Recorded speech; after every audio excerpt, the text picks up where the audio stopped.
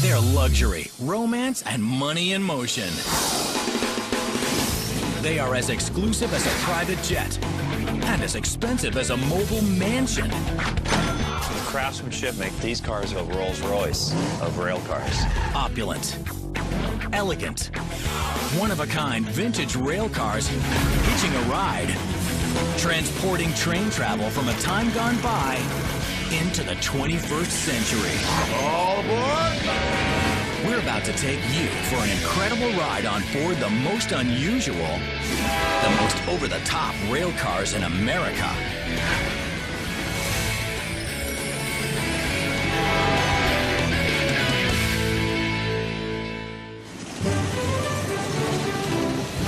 There's only one place on Earth where California, Utah, and Kansas come together. It's on the American Railway Explorer line. 3 custom cars, tricked out to be better today than the day they were built. I think that people will look at these cars and say, this is the way it should have been. Maybe it wasn't the way it ever was. They don't look like 1950, but boy, if you could have done it right, this is how they would have been. Jim Bain, president of the American Railway Explorer line, says the California, Utah, and Kansas first came together in Colorado, all from different railroads. They were used as part of the ski train through the Rockies. Today, the 3 cars look like a matching set, and they charter for thousands of dollars apiece. I don't think that you would ever notice that these 3 cars, the Utah, the California, and the Kansas, would have fit together at all. The California domed car originally ran from Chicago to Seattle on the Northern Pacific Railway. The Kansas was the private car of the president of the Rio Grande Railroad. And the Utah, originally built in 1948, was a coach car for the Rock Island Railroad. Later, it sold to the Casablanca Ceiling Fan Company and was converted into a traveling showroom. You can imagine there were ceiling fans throughout this car. It's kind of scary for tall people. It traveled the country showing off their product line. When we acquired it, we converted it into this beautiful lounge car. This is how the Utah used to look. And this is how it's been reconfigured today. More than $500,000 later. Well, we ripped out everything. Took it down to its bare walls and then started laying in all this nice mahogany.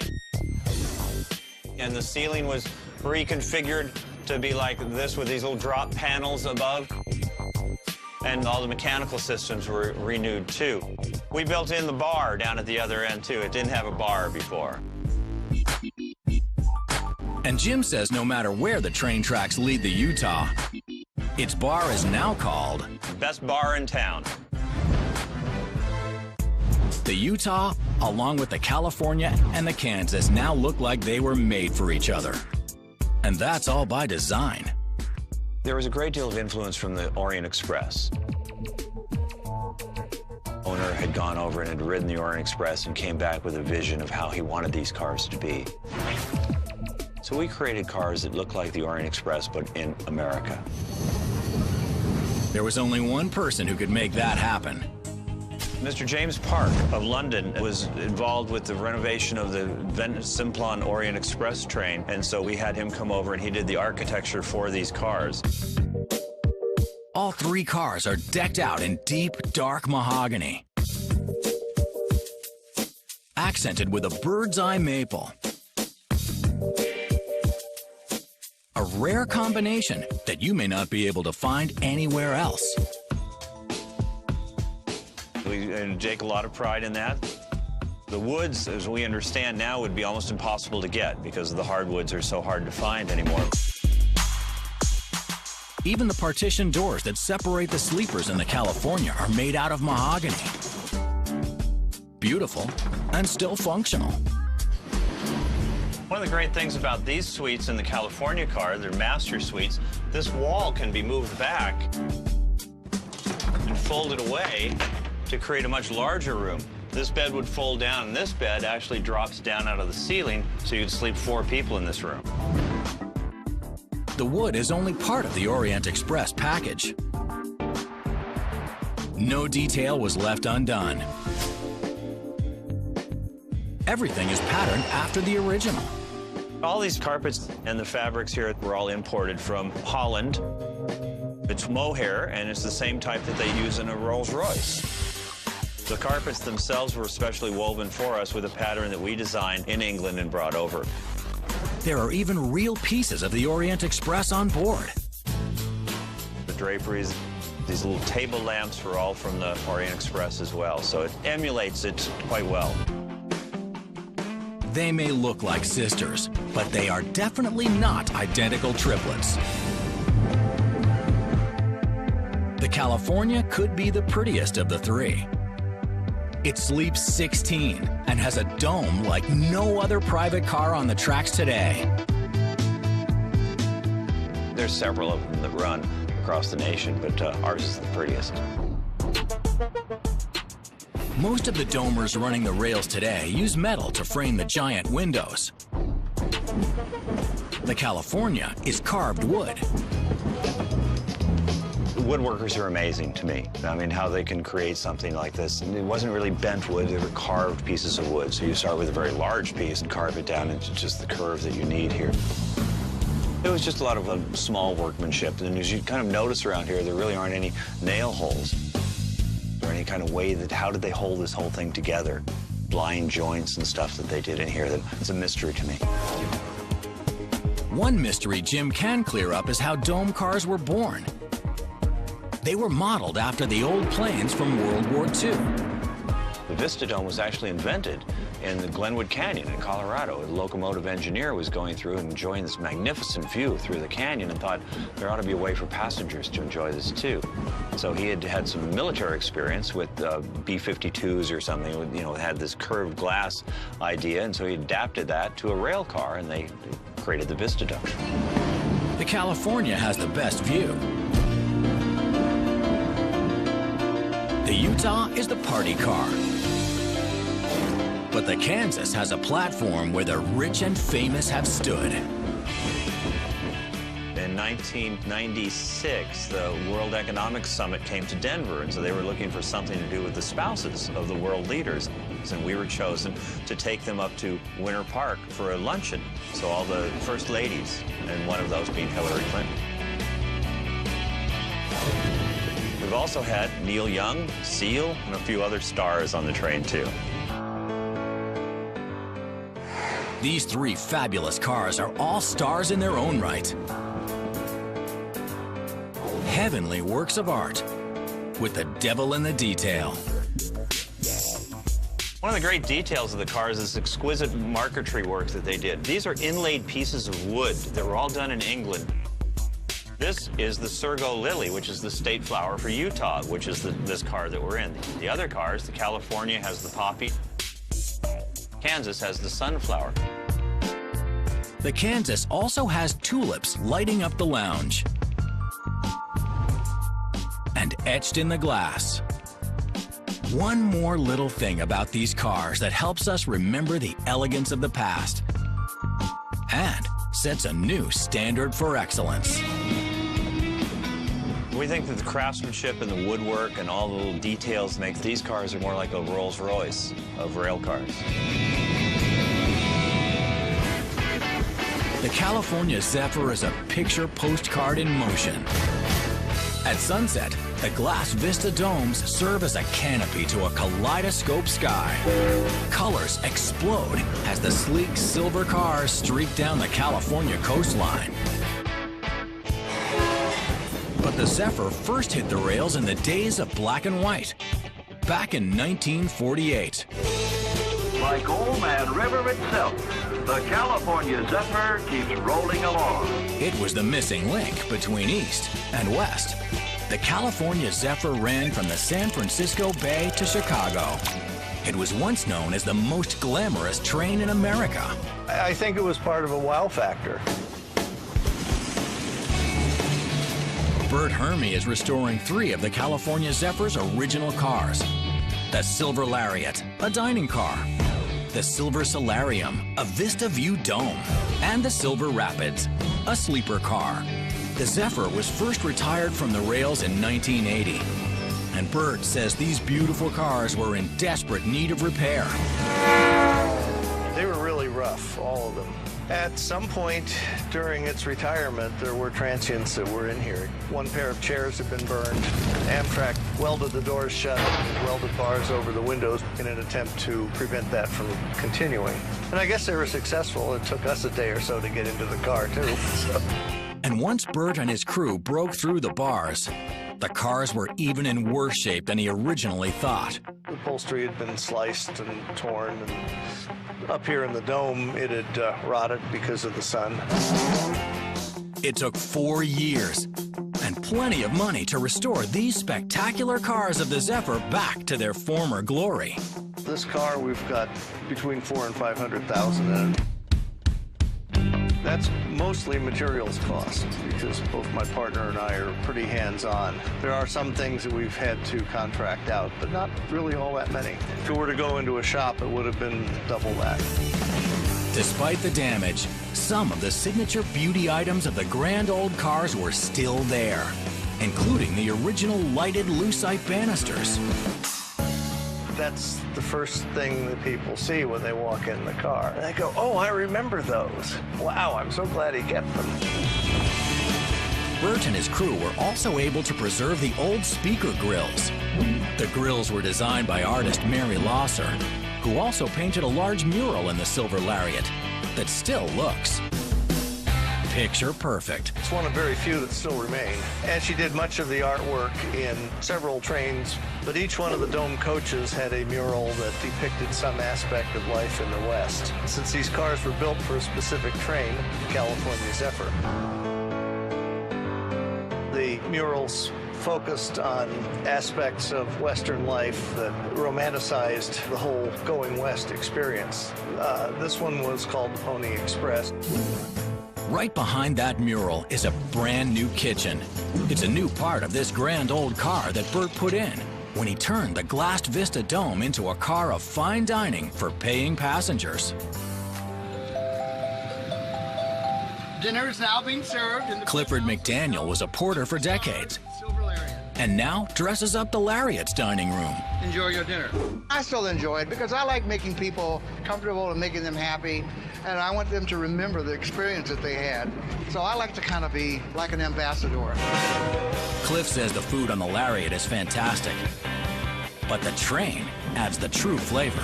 Just look out the window on either side. You see America. And what more pleasant way to enjoy the scenery than from a train window. The Lariat's dining car is new, but Bert says he's gone to great lengths to preserve the elegance of days gone by.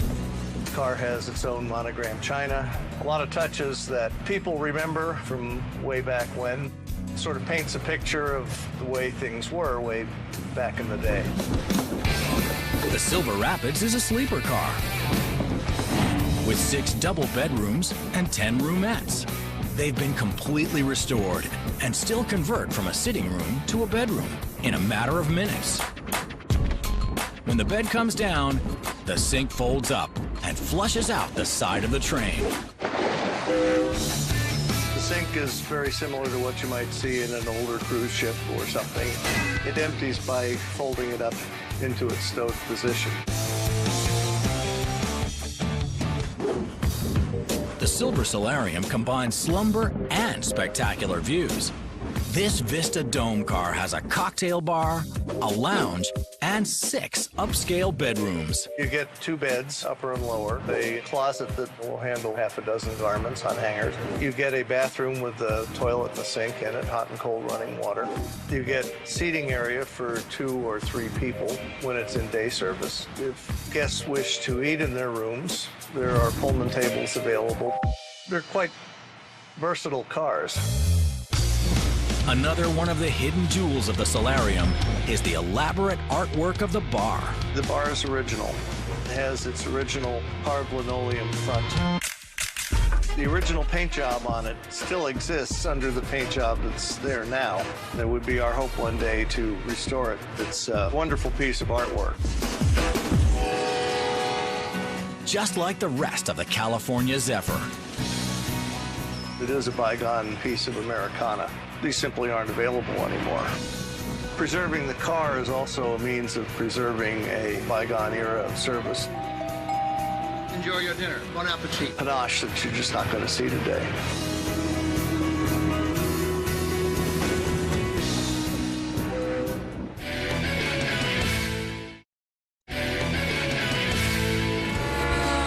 For most people, owning one expensive private rail car is plenty. But for owner Patrick Henry, railroad cars are a little like potato chips. He couldn't have just one. I had the opportunity to purchase a train car, and I basically lost my head. Patrick not only lost his head, but also his heart to these two beautiful rail cars. I was going to buy one car and I ended up buying two cars. Today, those cars are known as the Evelyn Henry, named after Patrick Henry's mother, and the Warren R. Henry, in memory of his father. Well, my father was a railroad man for 41 years on the Santa Fe Railroad, and that's where I fell in love with trains. He would always take us on his inspection trips, and we'd get to do the fine dining, and I was so fortunate when I was a child. I traveled on the back of trains for almost, it seemed like, every summer. Now, Patrick can relive those summertime trips aboard his very own matching pair of tricked-out rail cars. A passion that Patrick shares with his friends and family that come aboard. The elegant interior of the Warren R. Henry Dome car was inspired by legendary architect Frank Lloyd Wright and originally completed in 1955. Packed inside is a full kitchen, dining room, and a spacious lounge on the main level. Upstairs flashes with snapshots of America zooming by. Here, in the main dining room, the car's pampered passengers can take their meals in high style while bathing in the soothing glow of this massive, one-of-a-kind lighting fixture. I think a lot of people, when they first come on board, is they don't understand just how elegant these train cars can be. Patrick has worked hard to restore the elegance. This picture shows the beautiful dining room table was missing when he first got the Warren Henry. So I went and researched where the table was. And he eventually found it, collecting dust in a Seattle garage. I brought it back to what it should have looked like originally when it was built. The nearby glass-fronted china cabinets feature doors adorned with stunning leaded glass that match the opulent overhead lighting fixture. In this cabinet here, we house all of our signature glassware. Onboard service manager Cashley Greenwood says literally everything is tightly tucked away. Everything here, as you can see, has a slot. So this one is designed specifically for the smaller glasses. We have the wine glasses here, which has a larger slot. Among the treasures, stemware from the luxurious Super Chief service, which ran halfway across the country, from Chicago to L.A. And now we come to an innovation of luxury travel unique in modern railroading. The Super Chief was operated by the Santa Fe Railroad, where Patrick once worked, and his father, Warren, built a career. The ultimate in comfort and luxury. The parlor provides a panoramic view and comfy seating. There are plush sofas and love seats, and swivel chairs that let you chat with friends as you sit back and watch the world go by. Tucked right around the corner, a modern beverage station with its very own well-stocked wine fridge. The gourmet dinner and all the other delicious food is prepared right here in this mini but mighty kitchen.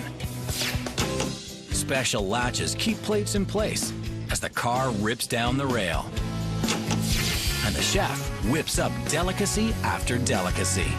They're thinking you're going to get a little box lunch of a turkey sandwich, and next thing they know, they're getting shrimp wraps or lobster tail. And so I think people are amazed by the quality of the food that's cooked on board. For dinner, guests are treated to an amazing 4-course, 5-star feast, complete with personalized menus and a choice of fine wines, craft beers, and handcrafted cocktails. I usually come home a little bit heavier, though, than so I have to diet a few days after we get off a train trip. Terry Graham, Patrick's girlfriend, may hate jumping on the diet train, but loves riding the rails. It's so relaxing. I'm used to doing air travel because I'm a flight attendant. In air travel, the destination is what's important. Well, train travel is the opposite of that. You don't really care about the destination.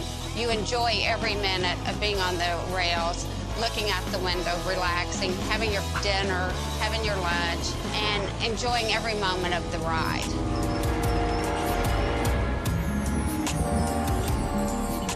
And when it's finally time to turn in, Terry and the other guests make their way to the Evelyn Henry.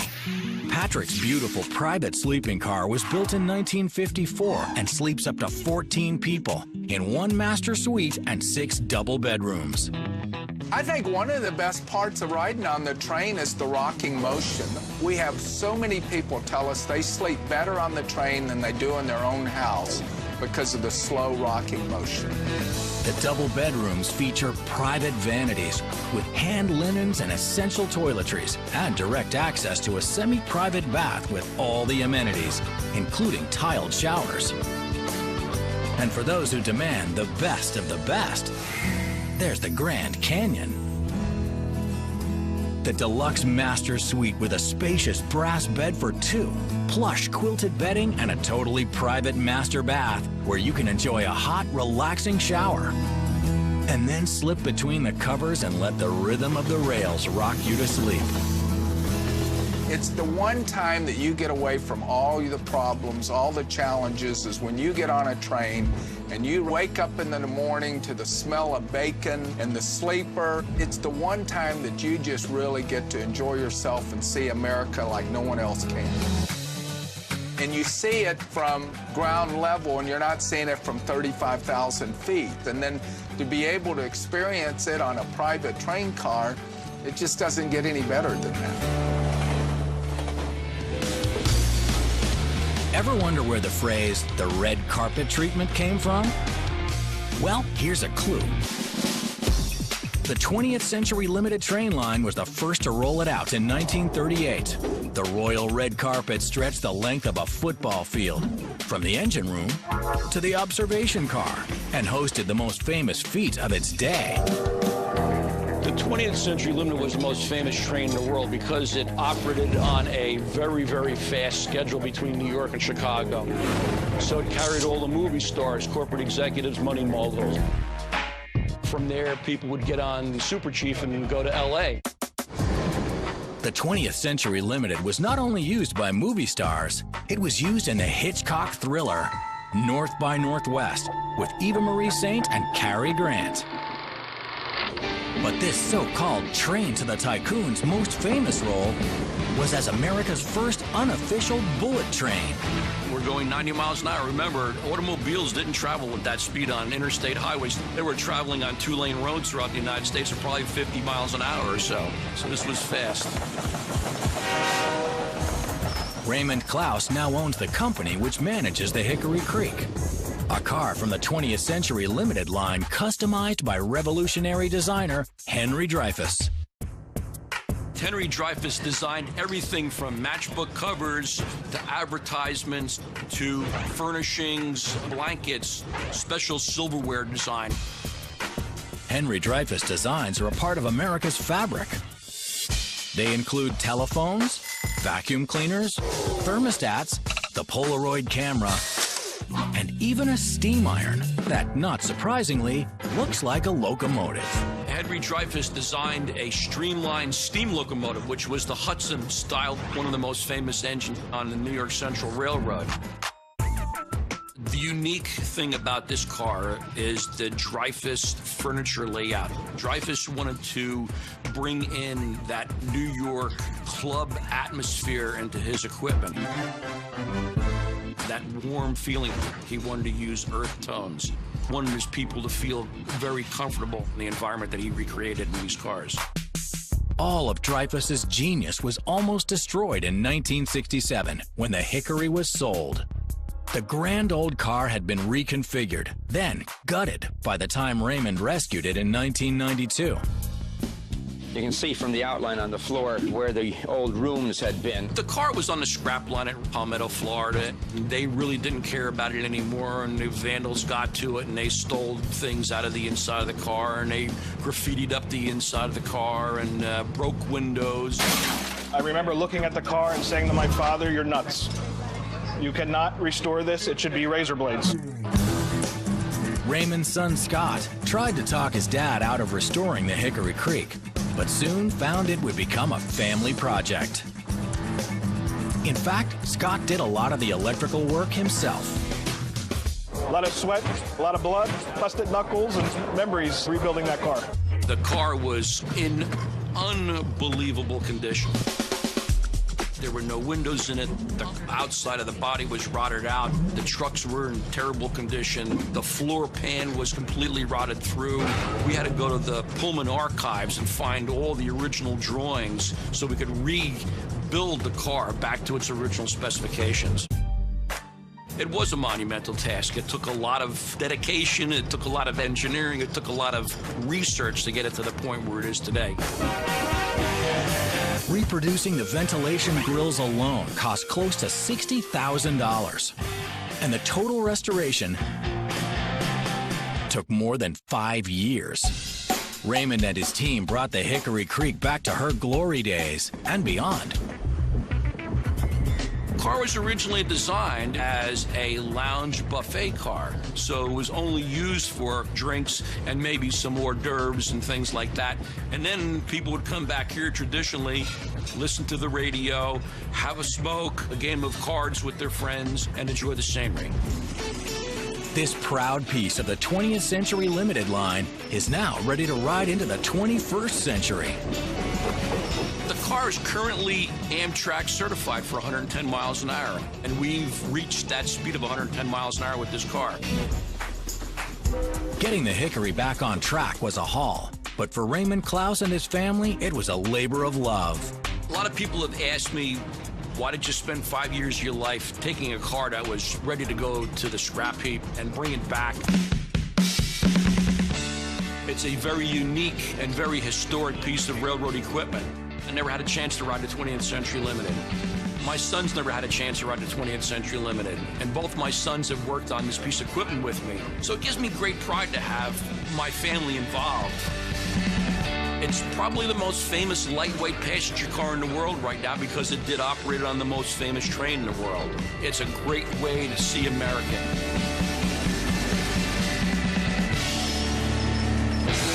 Every tricked-out train is unique and brings something special to town. But this next beauty could be called the Ringleader.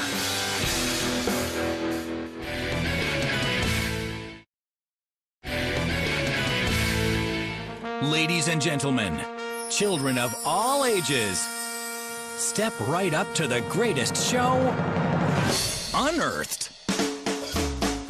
It's the private, opulent, luxury train car that John Ringling rode when the most famous circus in the world came to town. John Ringling was one of 4 other brothers that created the great entertainment empire, the Ringling Brothers Circus. Deborah Walk, curator of the Circus Museum, says this spectacular car was a huge step up from the wagon train days of the greatest show on earth. It's very hard for us to appreciate the event of the circus coming to town. Basically, at the turn of 1900, we had 3 major holidays: Christmas, the 4th of July, and when the circus came to town.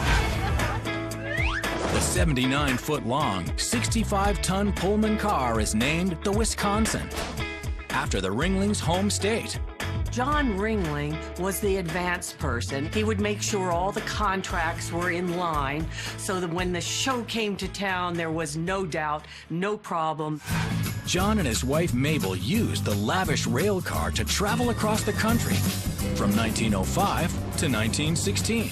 This was his car. It wasn't owned by the circus. The Wisconsin is a picture of elegance and design. John Ringling hand-picked everything inside, from the rich inlaid mahogany walls to the ornate moldings, to the detailed stained glass windows, even the gold leaf trimmed ceilings. And the cast iron kitchen was state-of-the-art for its time. But this grand old car was more than just derailed after John Ringling sold it in 1916. It was nearly destroyed, and Deborah Walk took a video camera on board to document the damage. This is the dining room, all original. This wonderful Fabergé jewel of a car was used as a fishing camp in Moores Head City, North Carolina. Thankfully, the car was saved just in the nick of time. We had water damage in this part? Yeah, and that's why this has not been worked on at all. It's because they were afraid it was going to drop and we would lose all the decorative work. Just imagine, if you can, these walls painted a white, 7 layers of paint on it. When I came in for the first time, it was all boarded up, so you couldn't see anything. And this was the only piece of the work that was available to look at. You couldn't see anything of this beautiful mahogany except for the one piece of marquetry, which is over my shoulder. But that patch of mahogany heaven was just enough to keep hope alive that the Wisconsin could be saved. But it wasn't just the walls. These beautiful ceilings were also smothered in thick white paint. And so the ceilings were sanded down very carefully, just like in the tree rings, going back, looking at the different colors, getting to the gesso stage and realize the next paint up was the color that the ceilings were originally done. When we got that work done, then we brought it here to the Ringling Museum. And that was a process in itself.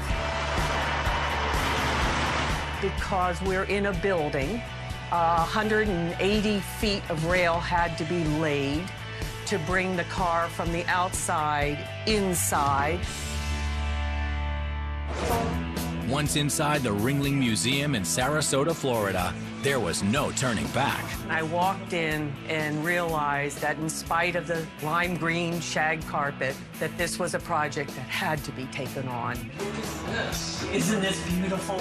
It just exudes 2 people, John and Mabel Ringling. More than $400,000 was spent to bring the Wisconsin back to life. The restoration was meticulous in detail and history. We were able to get the blueprints. We were able to find builders' photos. The beautiful, detailed moldings on either side of the ceiling had been cut in half. A team of artists hand-made special resin molds to magically piece them back together. But they might have had a little help from above. I really do think that the Ringlings are looking down over our shoulder because even though they destroyed all of the medallions going through the car, we had a left and we had a right, and so that we could put the medallions back together again. The crew that meticulously put the Wisconsin back together left no detail undone, right down to the carpet. The rug you will see is a reproduction that was made by the same company in England, the Wilton Company, and so we were able to find a 1909 carpet sample, of all places, eBay, and be able to have it rewoven to give this real sense of warmth and color that the car has. With all that's been done, it's safe to say bringing the Wisconsin back to life has been more work than, well, a 3-ring circus. I think one other thing that everyone needs to know about this car is that about 80% of what you see here is original. Incredible, a car over 100 years old. We're only missing one window piece. Incredible statement of how this was just meant to be restored.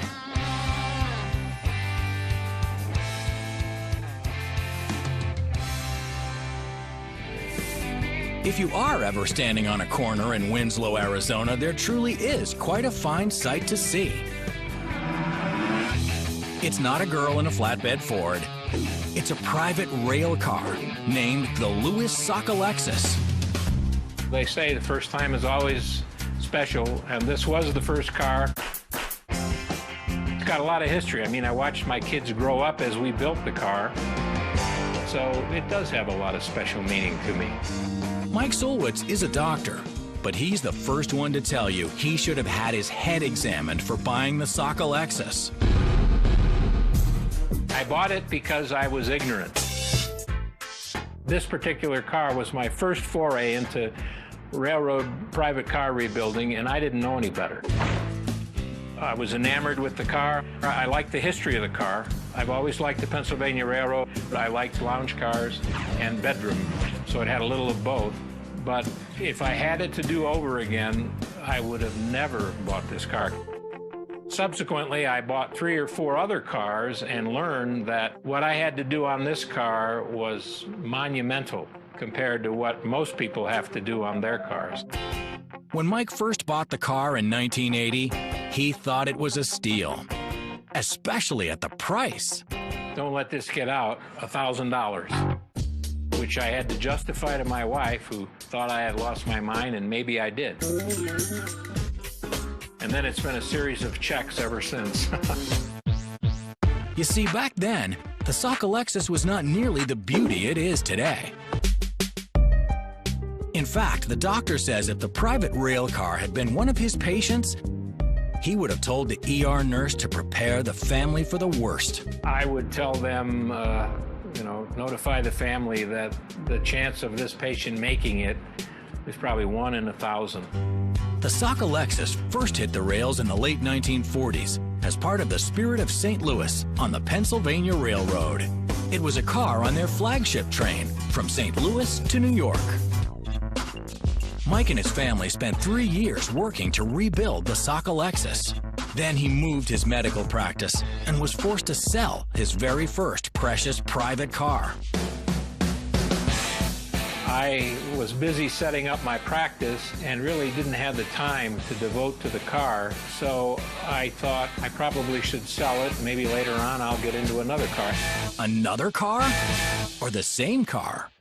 Yep, Mike never lost track of his first love, and in 1994, believe it or not, he made a trade offer to get the Sockalexus back. I've got this Mercedes. Would you be interested in trading the Mercedes for a railroad car?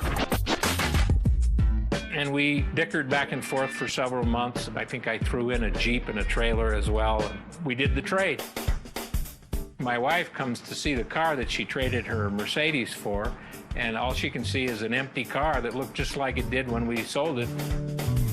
But Mike knew something his wife didn't know. The guy he got it back from had spent a ton of money to rebuild the undercarriage of the car. He bought the car, and then he proceeded to literally rebuild this car structurally from the ground up. There are photos that show the car devoid of floors and walls, and you're looking at the main center beam of the car with the earth down below it as they stripped everything out and then put it back together. Today, the Sockalexus is a picture of Art Deco perfection. The luxury lounge, once in ruins, is now littered with railroad classics. Etched glass reflects this grand car's glory days. This sandblasting was taken off of a Pennsylvania Railroad schedule from the late 1940s. One of Mike's greatest treasures is this replica of an old radio he and his grandfather used to listen to Cleveland Indian baseball games. The name Louis Sockalexis was the Penobscot Indian who lived in Maine, who was a baseball player for, at that time, were the Cleveland Spiders. They later became the Cleveland Naps in honor of Napoleon Lajoie. And then in 1912, the Indians was the name that was picked in honor of Louis Sockalexis. The Sockalexis celebrates the past, but embraces the future. The cold metal walls have been replaced with warm wood. 2 of the 3 bedrooms have been converted to mirror one another. They now have bunk beds and bookshelves. And there's a shiny new stainless steel kitchen. A labor of love that's turned a $1,000 investment into a lot of blood, sweat, and money. There's well over $500,000 in the car. And any private car owner in the country will not blink an eye with that figure because they know what it takes to rebuild a car. Could you bleep that out for my wife? Mike Sulwitz says his wife has actually been with him every step of the way. Even designed the special cabin doors. A lot of people remark about the wooden doors, and then we have to tell them that these are metal doors that my wife managed to put a faux finish on. But it was Mike's passion that wouldn't let the Sockalexis die. It must be the doctor in him. The great pleasure I got out of having this car and the others was to be able to bring back to life something that was going to the scrap heap and see it run again.